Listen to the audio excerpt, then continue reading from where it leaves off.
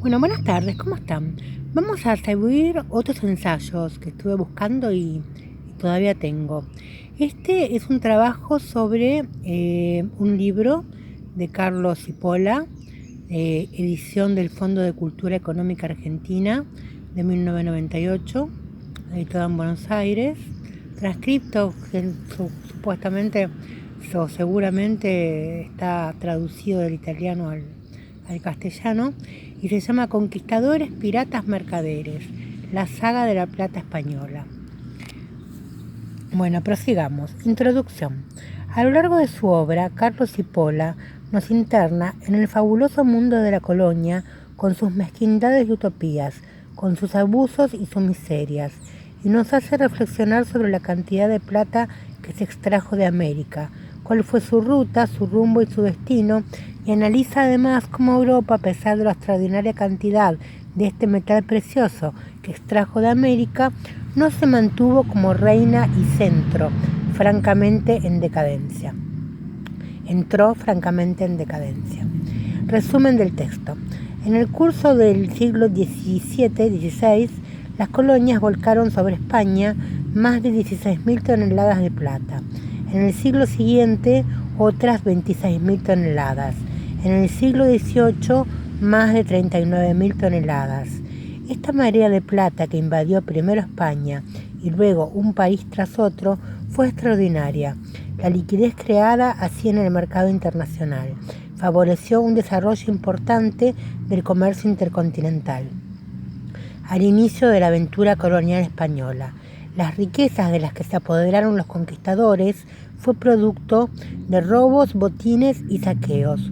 Luego descubrieron yacimientos argentíferos y auríferos y se arrojaron con toda su pasión a la actividad minera, obteniendo tesoros que fueron trasladados a España, desafiando enemigos corsarios y las furias de los elementos naturales.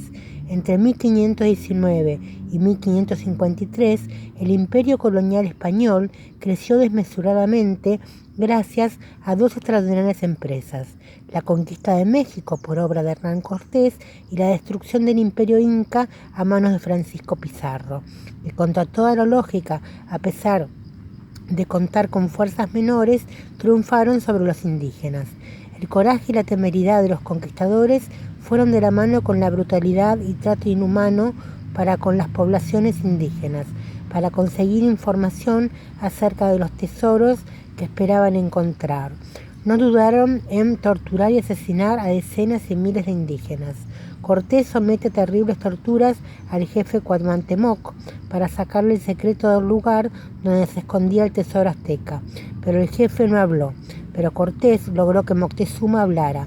Puestas las manos en el tesoro, se emplearon 3 días enteros para hacer el inventario, luego del cual robó al templo del Cusco y extrajo 700 planchas de oro e hizo fundir las puertas que estaban hechas de oro finamente labrado.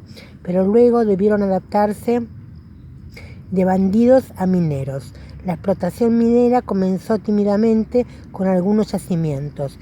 Descubren vetas de plata muy rica en un cerro de Potosí. La fama de los yacimientos produjo una irrupción de hombres, animales y máquinas. La ciudad llegó a superar los 160.000 habitantes. En 1610 este fue un extraordinario golpe de suerte, seguido por el descubrimiento de Zacatecas, al norte de la Ciudad de México. Para transportar el metal se creó una ruta única, México con Zacatecas, que se llamó Camino Real de la Tierra Adentro. Estos dos centros mineros fueron la fuente principal del poderío español. La plata era extraída por el método de fusión. Luego España se favoreció con el método de Buonocchio. Berguccio, que entre Venecia en el año 1540 explicaba en la Patrocinio cómo extraer la plata con la ayuda de mercurio. Este método llega a Zacatecas y reduce los costos que implicaba el método de la fusión. España disponía del mercurio en la zona de Almadén, que ya se explotaban en la época de los romanos, pero aún el mercurio no era suficiente hasta que en otro golpe de suerte se descubre Huancavelica, que estaba lejos de Potosí y exigía un transporte de mercurio, se hiciese a lomo de llama.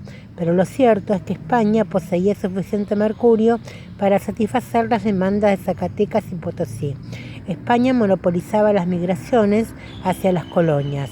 Los emigrados debían ser nacidos en Castilla, León o Navarra, y existían fuertes penalizaciones para los extranjeros que se radicasen sin licencia, y pena de muerte para los capitanes y demás oficiales navales que transportaban ilegalmente extranjeros a las colonias. Luego de la mitad del siglo XVII se concedieron permisos a extranjeros de radicación, pero estos fueron limitados. También esta prohibición de implantar manufacturas en las colonias, de cultivar vides y de producir vino local. Estas prohibiciones servían para proteger la industria y la agricultura españolas. La favorecida fue Sevilla, que fue declarada sede de la Casa de Contratación. Se convirtió desde aquel momento en la puerta y puerto de las Indias y siguió siéndolo hasta después de 1700, en que el rey Felipe trasladó la Casa de Contratación y el consulado de Cádiz.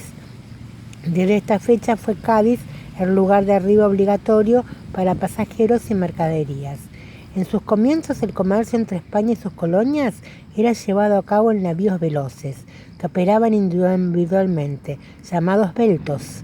Más tarde, estos navíos se unieron a convoyes, haciéndose acompañar por algún galeón para mayor protección. Así nace el sistema de carrera de las Indias, que se sistematizó en flotas que llevaban soldados. Se navegaba en convoy para protegerse de piratas y enemigos. A menudo las partidas se retrasaban porque debían buscar marineros, muchos de los cuales eran extranjeros. Bueno, hasta acá vamos con la primera parte, después seguimos con la segunda. Muchas gracias por escuchar.